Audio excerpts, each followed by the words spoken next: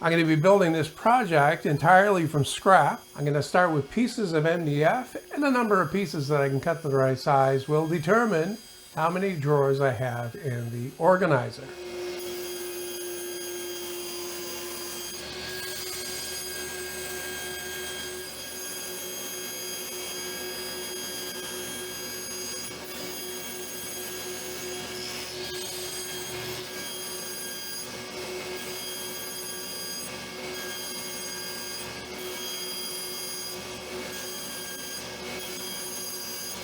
I managed to get 12 pieces, and the next step is to cut a slot into each edge, and this will be for the drawer runner.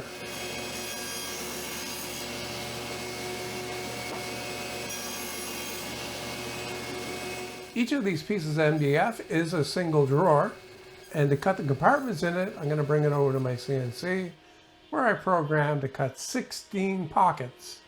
And some of you are probably thinking that you don't have a CNC to do that.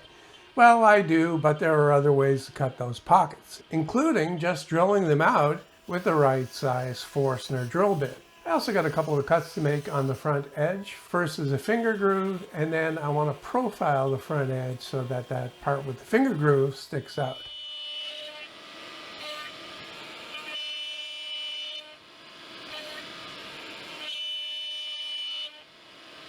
When the first one's done, I can vacuum out the dust and sand away most of the furries. And then I'll load in another one and cut it again, but this time it's going to be opposite to the first one, as in the finger pull will be on the other side. And then while one is being cut on the CNC, I can use some Scotch-Brite pad to clean off the rest of the furries. Now my profile cut on the front edge didn't cut all the way through, and that was on purpose. I want to cut a shallow rabbet here on the underside that will complete that and make the handle easier to grip.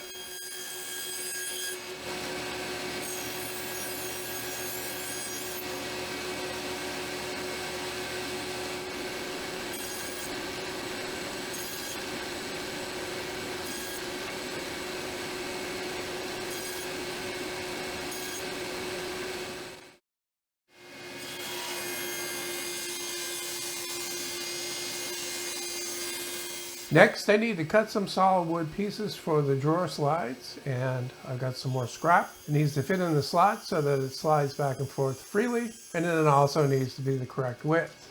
There's a lot of tricky work cutting small parts on the table saw, so you need to be careful. Then I need to cut them to length. I've got my mini table saw sled with a stop set up to do that, and I need quite a few of these, so this took quite a while.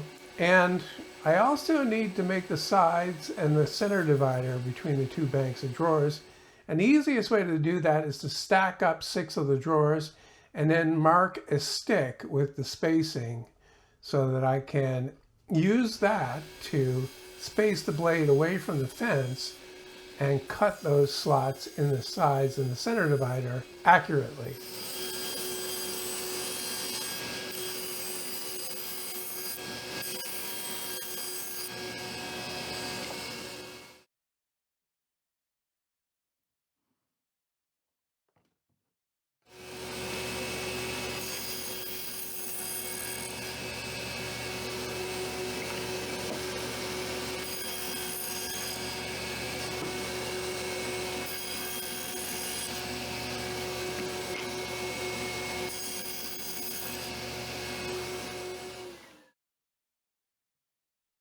And of course, as you can see, this is fairly tedious, but it is important. I want all of these drawers to sit one on top of the other, just barely touching each other so there's no space in between.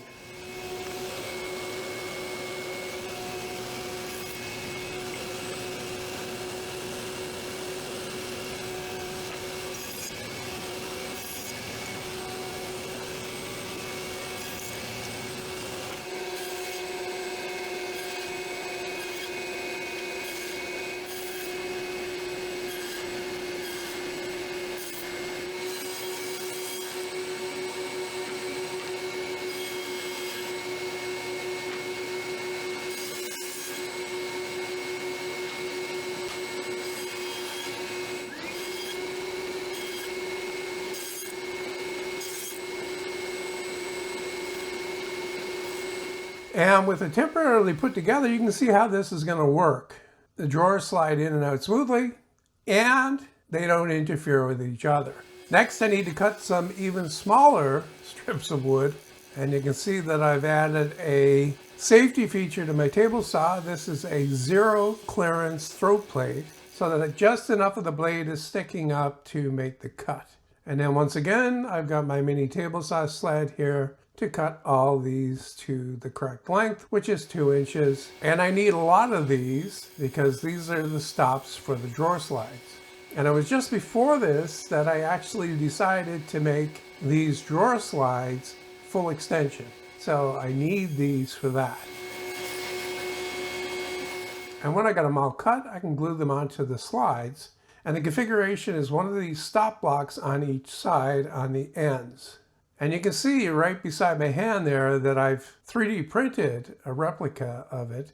And that's actually an option for doing this, and probably a really good one if you have a 3D printer. It's going to save you a lot of cutting and a lot of gluing.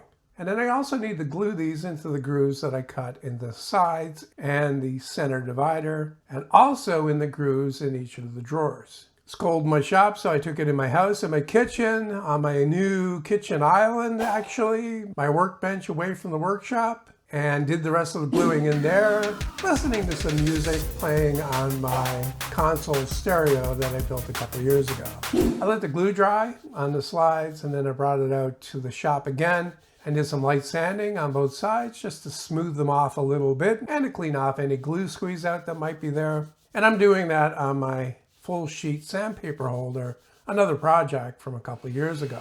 Now I need to cut a rabbet in the back edge of the sides for the back panel, and I also need to cut the center panel a little bit shorter so that it butts up against the back panel.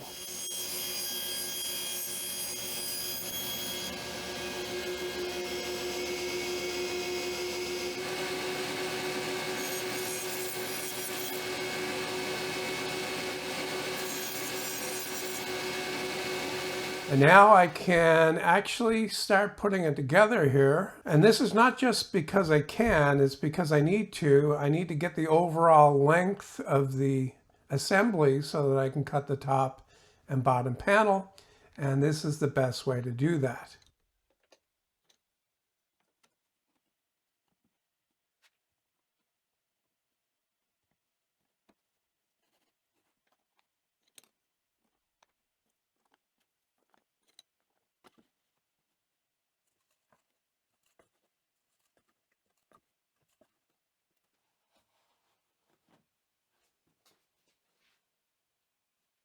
And then with it all together, I can get the tape and measure it and then readjust my table saw to cut the panel. Once again, this is a scrap of 1/2-inch plywood that I have, and then that'll just go right on top there like that. I'm not looking to do anything fancy here, butt joints are good enough.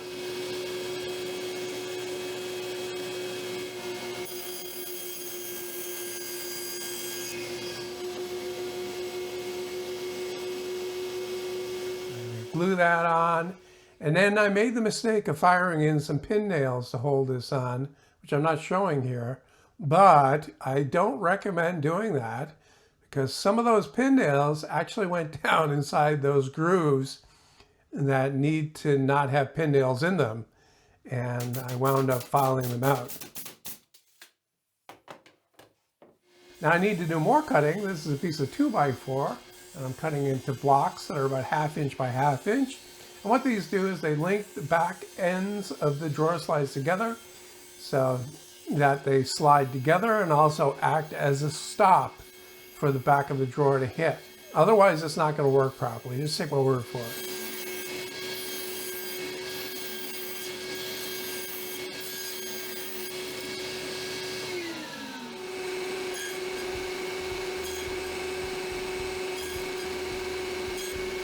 These get glued in place, and any glue squeeze out or excess is cleaned off. And I'm going to push the drawer tight against it to make sure that it's nice and square.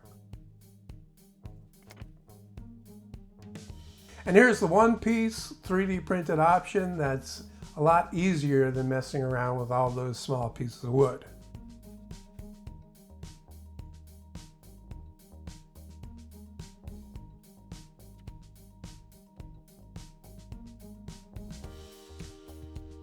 I let the glue dry overnight, and I had a little bit of stickage here, but nothing major. Just pull it apart there and made sure that it slides freely. You can see how it works. The stops stop it from coming all the way out. And a little bit more sanding to make it ride a little bit smoother. Smooth is always good. And then put it back in, and this looks really good. Yeah, that's the way it works. You pull it out, it doesn't come all the way out. And if I need to do anything with it, as in if I need to take these drawers out, which I did later to finish them, all I need to do is remove the back panel that I'm putting in right here. I got 2 screws going in to hold that in. That's all that's needed. And like I said, if I need to take these drawers out, all I need to do is take those 2 screws out, pull the drawers out from the back, and then put it all back together again. I got 12 drawers here with 16 spaces in each drawer. That's 192 individual tiny parts I can put in here.